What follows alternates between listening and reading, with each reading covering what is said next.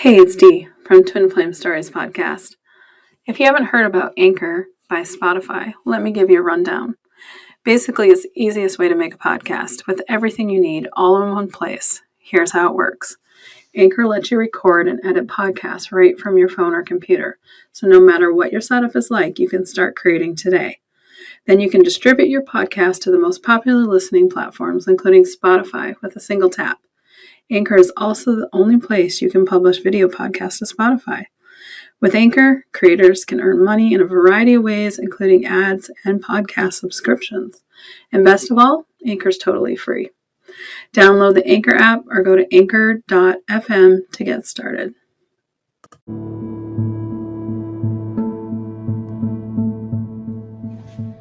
Hi, it's Dee from the Twinflame Stories podcast. Welcome. The Twinflame Stories podcast is a place where you can listen to stories from other Twin Flames and where you can share your own journey. If you'd like to share your own journey, please write to me at d@denisetaylor.me.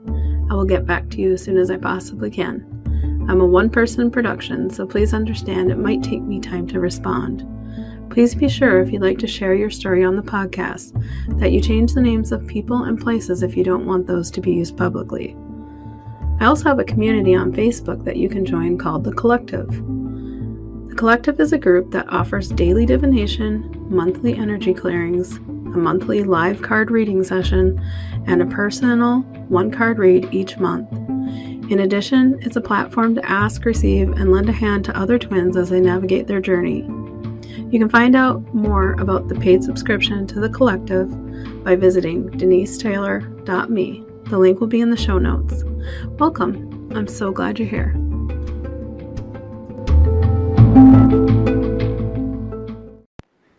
Good morning, everybody.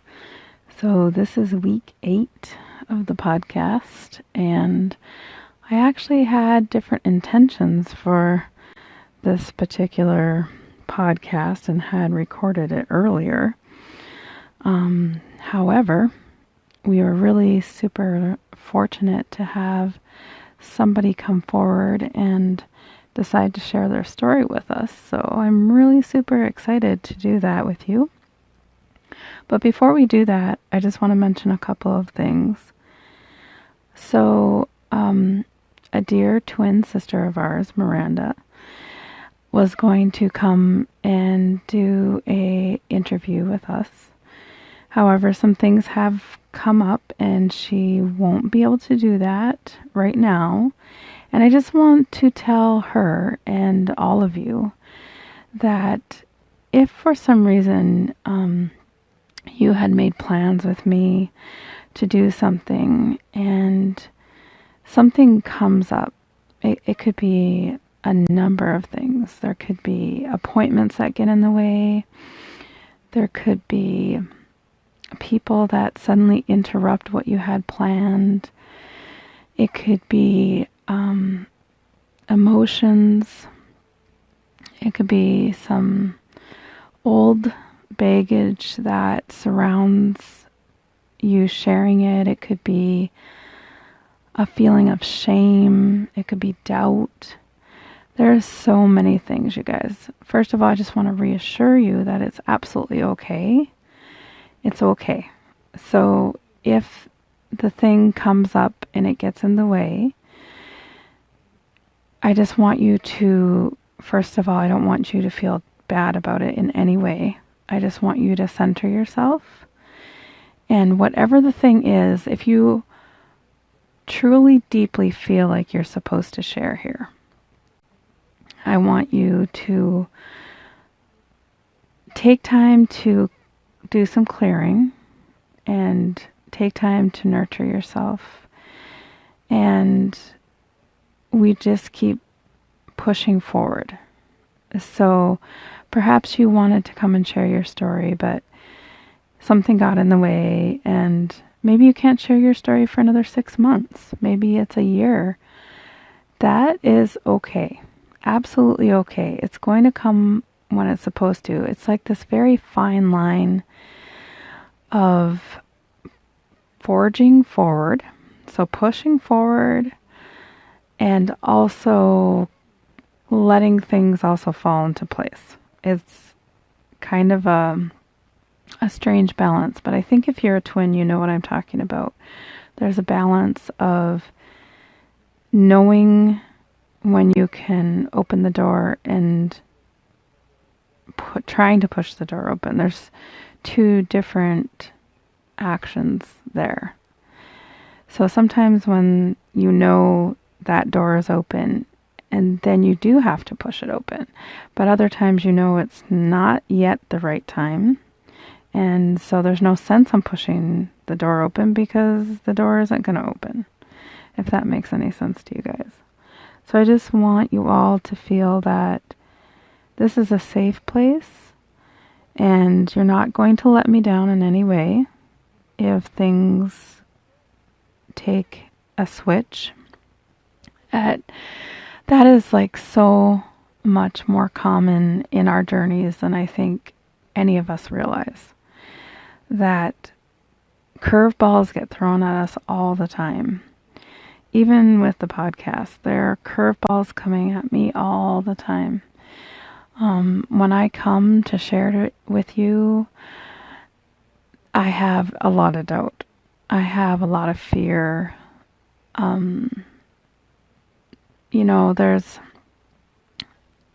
am not fully out, I'll say that, about my life. The people who are extremely close to me know about me. And not everybody that is close to me that knows about it understands. So it's not like I walk around in my life waving my flag and saying, look at me, I'm a twin. It's not like that at all. I actually have some paradigms that, like I've discussed in the beginning, that are quite different. And I'm sure a lot of you have the same situation where there's something that this twin relationship triggers. Like there's a, what would I call it? Like something, like if you were to share it openly in your life, that there would be, it would somehow bring, I don't want to say shame, but maybe some shame, or people think you're strange or weird or even insane. There are definitely things, I think, as twins that we go through that I certainly could have looked at myself and said, that sounds straight up clinically insane. And it's just being in your heart. This is where I come back to Kyle Cease. He is wonderful for teaching to live from the heart. And I think your heart knows.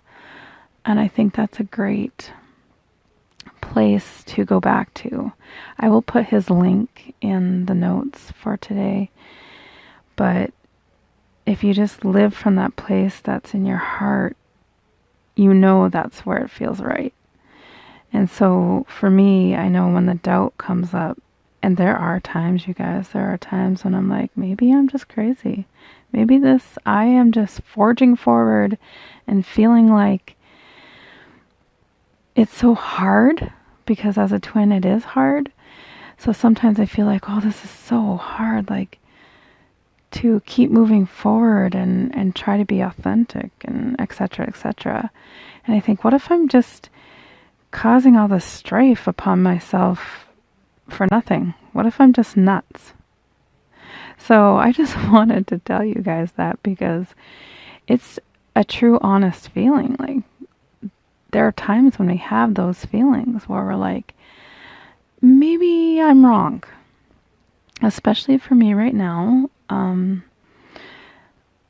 since I'm in complete separation from my twin, and I haven't had any face-to-face contact or any communication for a very long time, and I have to rely solely on that initial bubble phase and the few times that we've had a 3D connection and I have to rely on 5D connection, sometimes there comes to be a moment where I'm like, am I sure?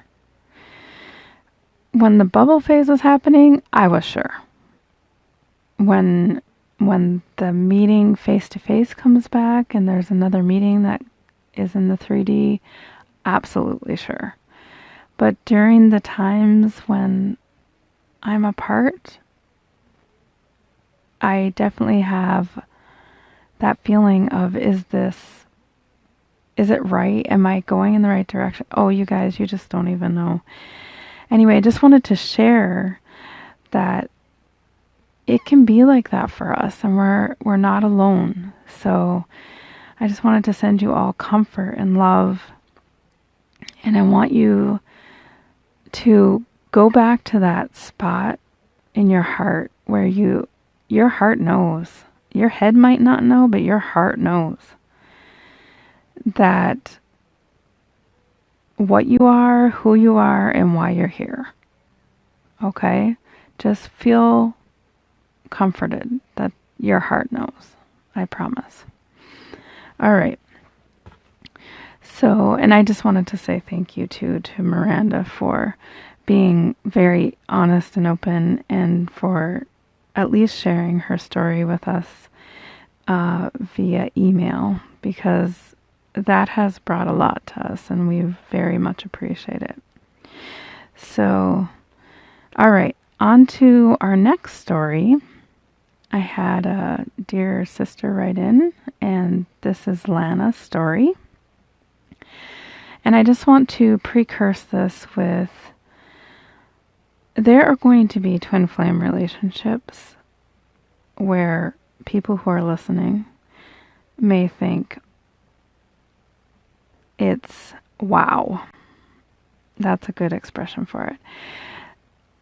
Because we're all twins, or we think we might be twins, whatever the case may be. I believe you're here because you believe you're a twin, and you are. Most of us get the weirdness factor, so most of us understand that if there's 20 years between us in age, we get that. That's part of being a twin. Or if it's a strange kind of relationship, or if the other person is married, or if you're married, or there's just so many things, you guys. As a twin, there are so many things. There's so many paradigms. You're completely opposite religions.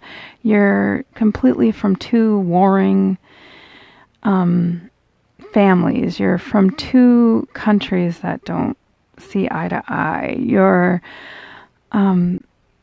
have a long, super big, huge distance between you. Maybe the person who is your twin is completely social and outgoing, and you're reserved and quiet, and you hate going out. Like, you're introvert, they're extrovert. There's so many things that could wow us.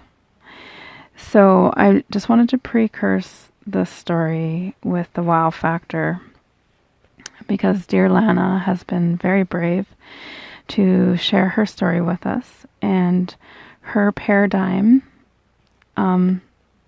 may wow some of you because it's not your paradigm, if that makes sense to you. So in twin relationships, that happens. We can have paradigms. Well, we all have paradigms, but for each of us, our paradigms can be different. We may have similar ones at some point, but many of us are going to have many different ones because we all need to shift these paradigms. So the more paradigms that we're involved in, the more paradigms will be shifting. So it's, many of you will have different experiences. And so to some of us, certain stories will be like, oh, I can so relate with that. And other stories we might go, wow.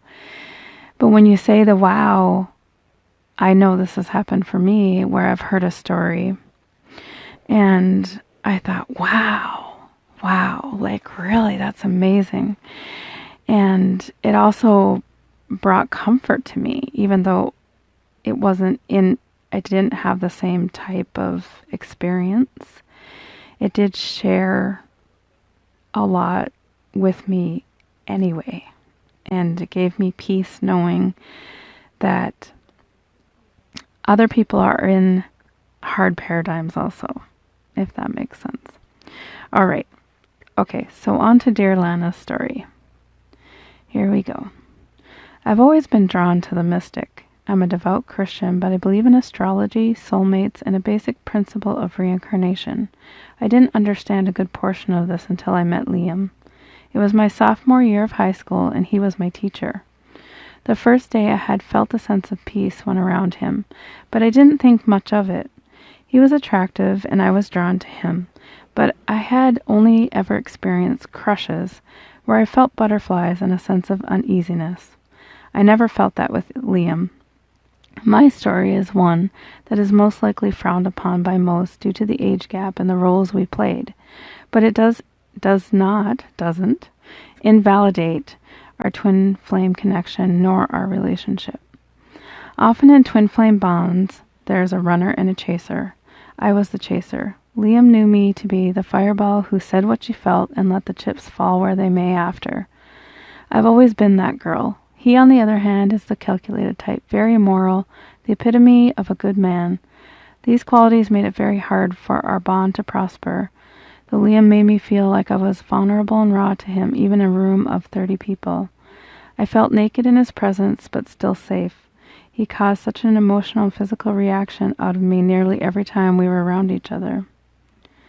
The first day we met, he had played a game with our class to know us better, 2 truths and a lie. For me, he guessed that I didn't speak the second language I had claimed to, and he was astounded I did. "Can you speak Russian?" he asked. "Yes, but I'm not going to," I replied, causing a sideways smile on his face. He'd come to enjoy that withholding quality I had. As the year progressed, many students disliked him for his cold demeanor and lack of emotion. Except when he was around me, he laughed, smiled, joked, and told anecdotes about his life, something he did to no one else.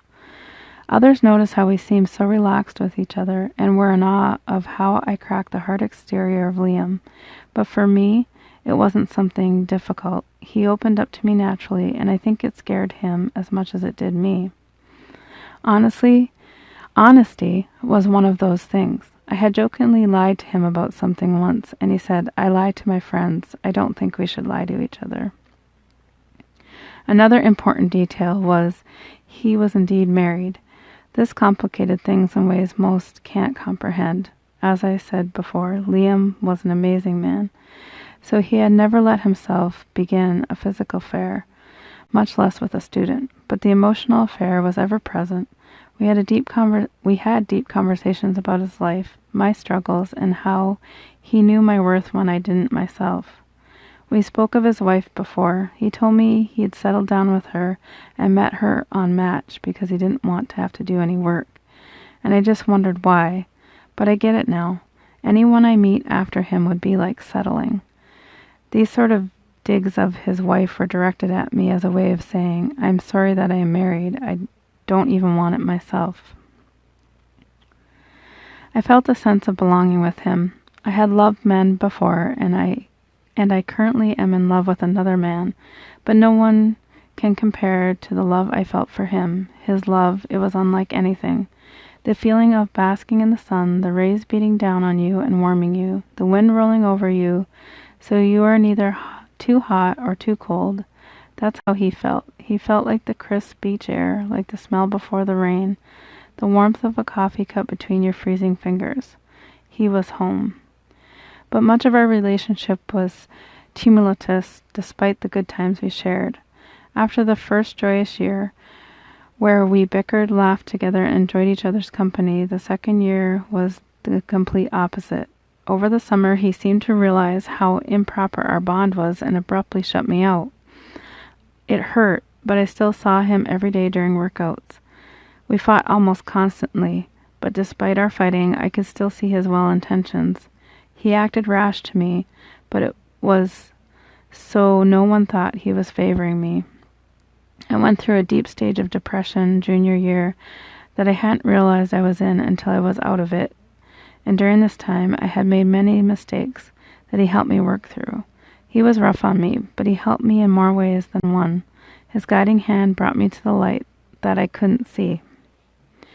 In the heat of a fight, I once texted him telling him off, but also explaining our relationship.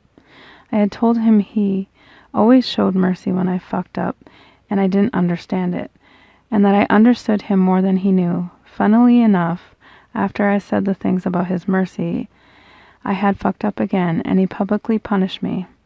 It hurt my feelings, and I knew he knew because, quite frankly, we could read each other like that. But after that, he never did anything like that again. He knew better than to hurt me again. But at the end of the junior year, due to work conflict, he had to move. My heart hurt more than it had ever before, and I thought I wasn't going to live through it. I knew if I didn't say goodbye to him, I'd regret it for the rest of my life. So for the last time, I talked to him and told him how I felt. I told him I miss him greatly, and that he's a good man, and that I wish him the best wherever he goes. He said he'd miss me and hoped my senior year went well, but our goodbye wasn't what I wanted. I didn't want one at all. But my runner isn't ready yet. I knew for the 2 years we knew each other, he wouldn't be ready to leave his wife. He might not ever be ready for that. But all I can do is love him regardless and pray for him. Spiritually, when I miss him, I feel him thinking of me too. I can feel him a lot, his soul. It reaches out to me sometimes, often late at night or early in the morning when he's alone. I want to run to him and lay beside him, run my hands through his hair and tell him I miss him and the years we weren't together. But I can't until he is ready. This lifetime may not be the lifetime we're meant to be, and it crushes me, but I have faith. So that is Lana's story, and I just want to say thank you so much for sharing that with us. I get quite emotional when I read your guys' stories. I just wanted to say a few things. So she mentions that her story is most likely frowned upon because of the roles that they played. And this is so very true, you guys. This is so very true in so many of our cases, that we are in such different roles that it seems impossible. But I promise you it's not. So I just wanted to mention that. Lana also mentions about being a runner and a chaser. That's quite a common title for people in twin relationships. There's a lot more to it than that, but in general, you typically can see that happening in a lot of relationships. I just want to remind you that it does go a lot deeper than that.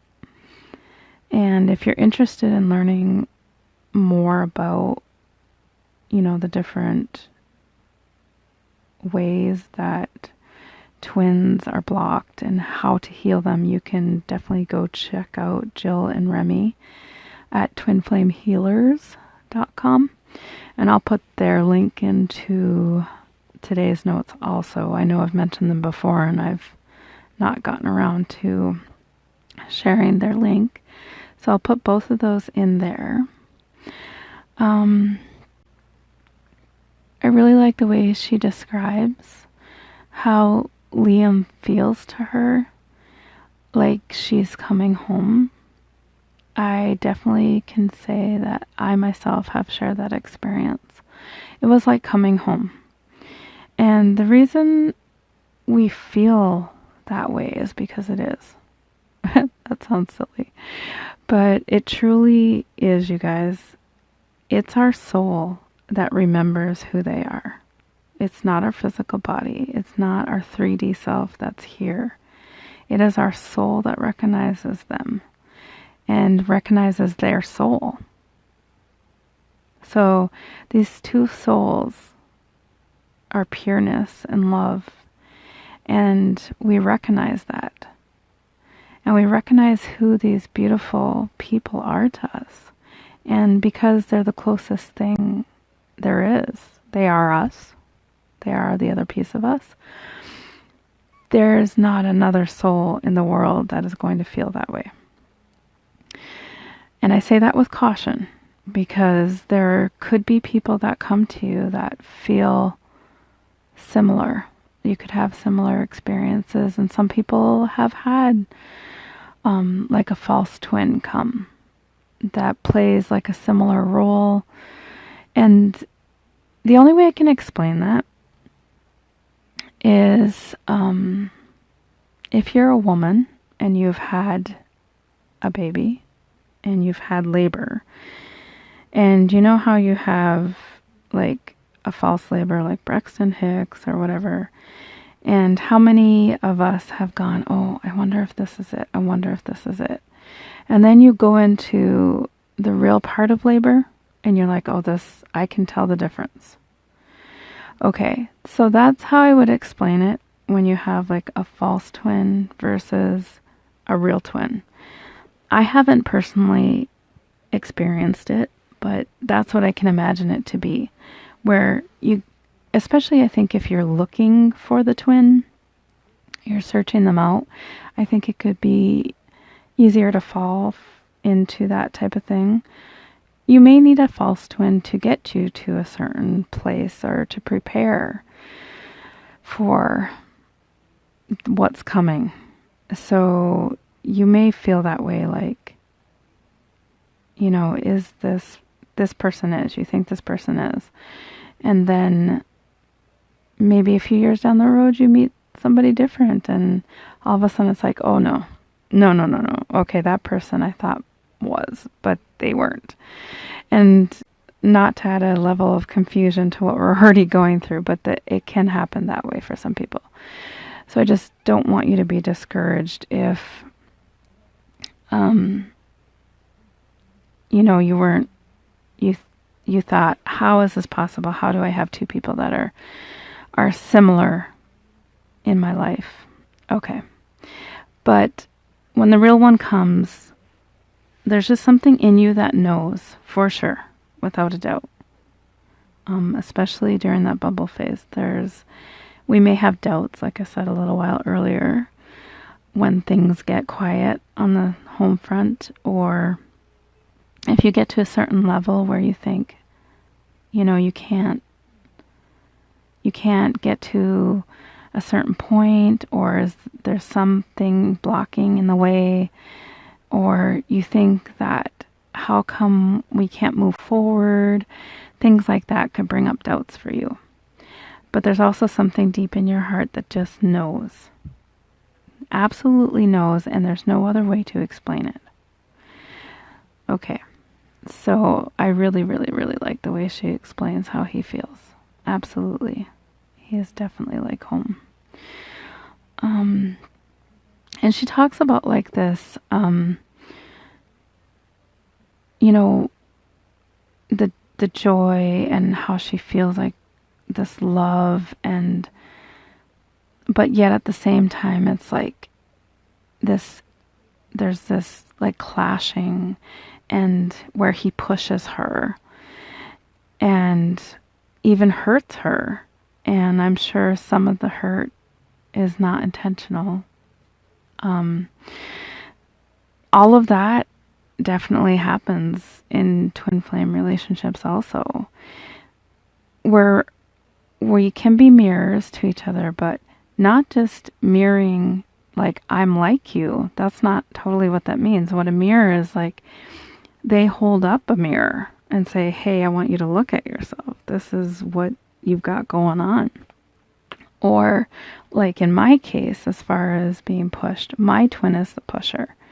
Like, he'll push me into uncomfortable situations. I don't know how to explain that. It's not like he means to, but just by his presence or just by his natural state of being, you know, it's just the way we come together. And he makes me live, if that makes sense. And that's what I feel like I'm getting from Lana. Like this, he brought her higher into the light by sometimes making her uncomfortable. So there's, definitely that where you can get that clashing, and things that need to be healed come up that way. Like I know for myself, every time, and I have mentioned this to you guys before, like every time I would see my twin, that one of my things that would come to me is, I'm not worthy. And I thought I had healed that so long ago. And that would drive him crazy that I'd feel that way. And it's just because he's bringing it to me so that I can heal it. And I believe this is what's going on with Lana and Liam. Okay, there was something else too. So then, she talks about him not being ready yet. And a lot of us are there right now. Some of us are with our twins, or some of us do have relationships with our twins, or sometimes the relationships are on and off. And sometimes we're in a place where it's just not there yet. And sometimes we are filled with despair when we think of it that way. So if you feel like that, I just want you to take a step back. I want you to try not to go off into the future too far. I just want you to stay in today, and I want you to think about how can you fuel what you have? How can you use the twin relationship that you do have? For me, I personally know that we connect well in the 5D. Most twins do. And we've talked about how to get there. If people, need to go over that again, you can always shoot me an email, and we could do a podcast about getting to the spiritual realm so you could spend time with them. So spending time with them there, if we don't have them here in the 3D, spend time with them in the 5D, in the spiritual part of it. And fuel your relationship as much as you can, even if it's simply just by having positive thoughts about them. Sometimes when they're gone physically from us, we can have bad thoughts about what they're doing. We can have bad thoughts about ourselves, about how maybe we're not worthy to be together. Or maybe you're not pretty enough, or good enough, or skinny enough, or strong enough, or maybe you're lacking somehow. So if you can do things to talk yourself through that, you're going to have things like that come up. Again, they're things to heal. And we can ask our spiritual teams, we can ask spiritual beings to come and help us to repair those areas. And like I've said before, sometimes we have to do it multiple times because they're at different levels, etc., etc. So just keep working at it and do your best to hold them in that beautiful place where you remember them being their soul.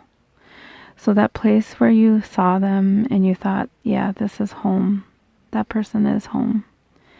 That's where I want you to be when you think about them. I want you to go back to that and hold them in that light and send them that light and that love that comes from that spot where you can say, this is the rawness. This is where the truth is.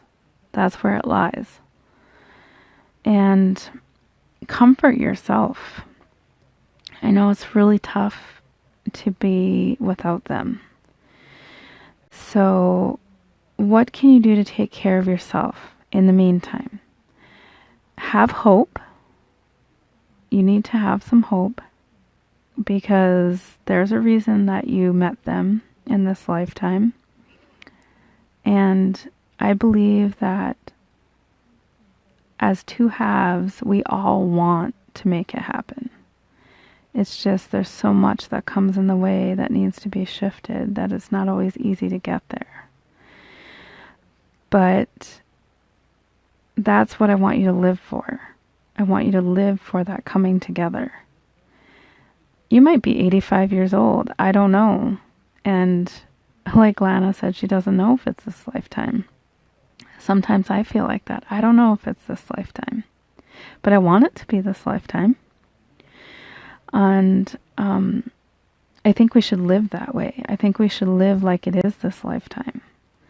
And I think the more you can think, I'm going to live like this, like it's going to happen tomorrow, the better it will be for us.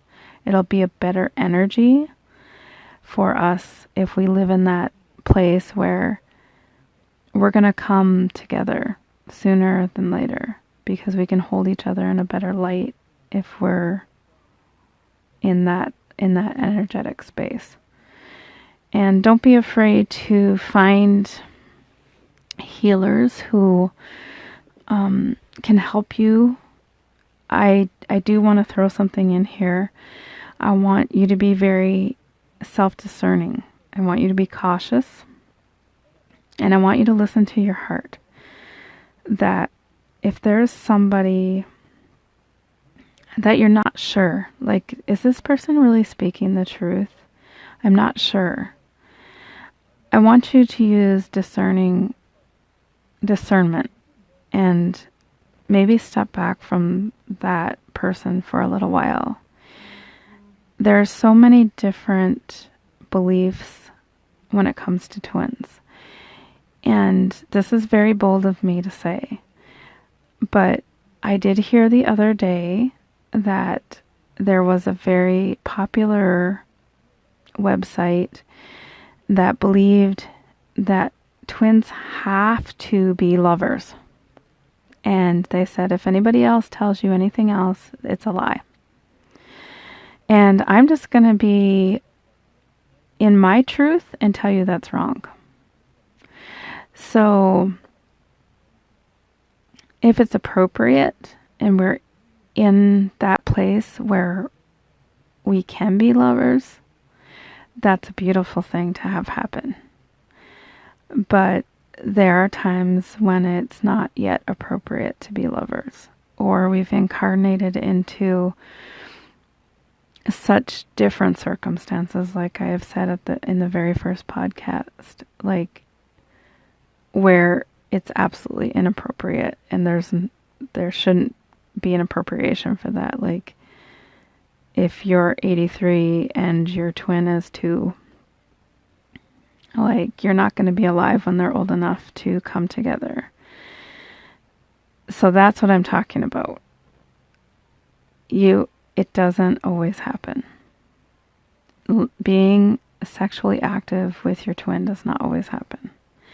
And it's really, I don't want to say it's irrelevant, because it can be very relevant. Being sexual with your twin can bring a lot of light. But what I want to say is sex doesn't equal love. Okay? Unconditional love it just comes from the heart. It has nothing to do with our sexuality. I shouldn't say nothing to do with our sexuality. It's definitely a way we can share through our sexuality. But we can definitely share unconditional love with people without having sexual intercourse. That's what I want to say. Okay? So what I'm going to go back to is just that I want you to use your discernment. That if there's people that are speaking something and you're really not sure, to just maybe step back, don't take it as absolute truth, do some more investigation with other people. I think a lot of us can tell, like, you put it into your center of your being and you know that it's a universal truth or it's not. But it's okay to question, okay? I don't want you guys to just take it at face value.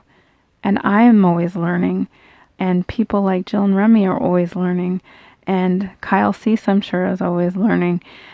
All these people that have great input in our wake and have good insight, we're always learning. So, and especially with the twin flame path. This is such a brand new thing. I do believe it's been around, but it's just coming to our awareness now. So we don't really know where this is going. What is the map? How do those people know that's the truth? How do you know? You don't. You don't know. For sure.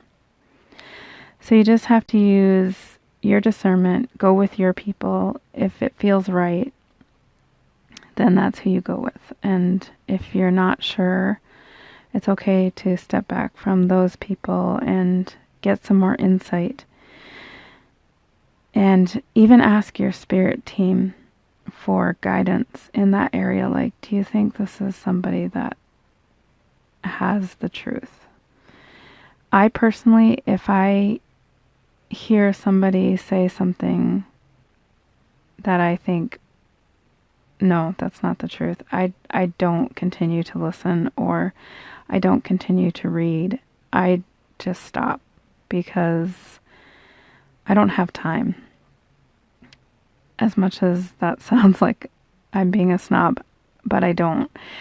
I need to be with people who have it right from the gate, straight out the gate. I know if they've got it.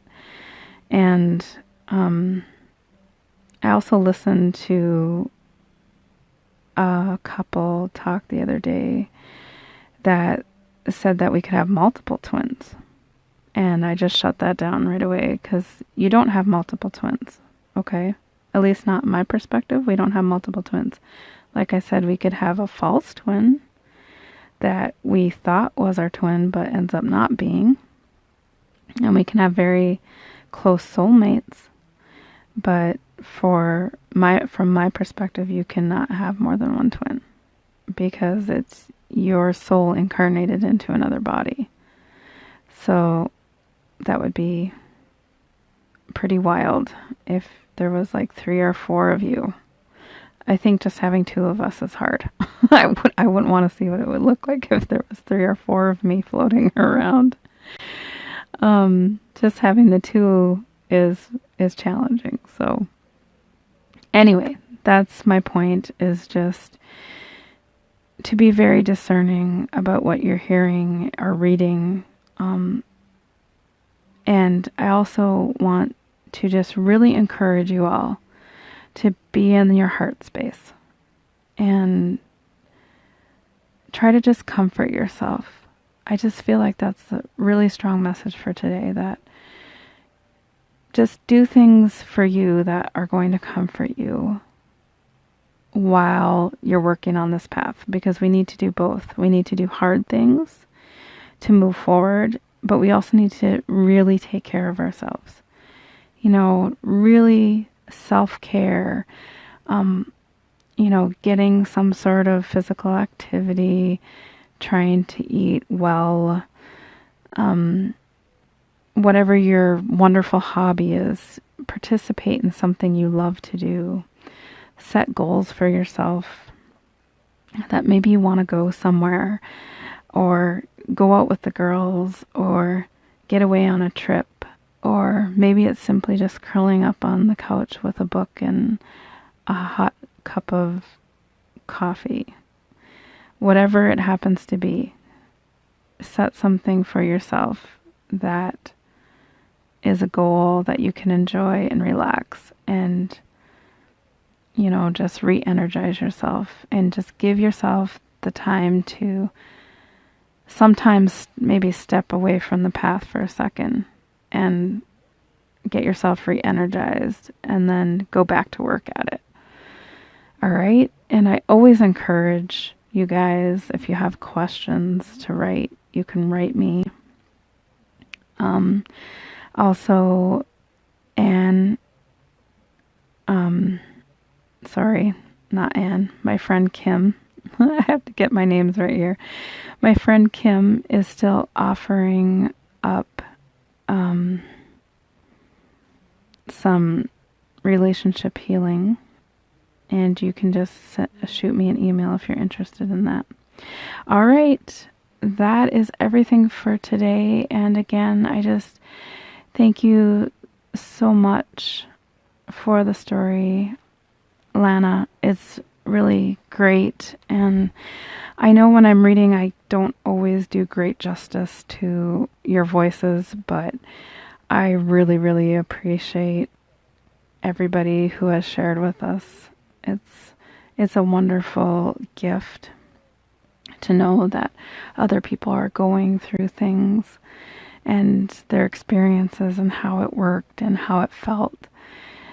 I think it's valuable, and that's why we're here. We're here to be valuable to each other and come together as a group of people so we're not alone, because it can be a very lonely path. There are so many of us who are not out about who we are yet. And so many of us stay very quiet and just sometimes even suffer in silence, because who can we share this with? So that is the point of being here. I'm putting myself out there so that everybody can have a spot where they can come to and be like, oh yeah, okay, I'm not alone. Yeah, that person went through that. This person went through this. So I really hope you guys are going to have a great week. Just embrace yourselves, love yourselves, and just remember to center yourself in your heart. And I will put those links up for you.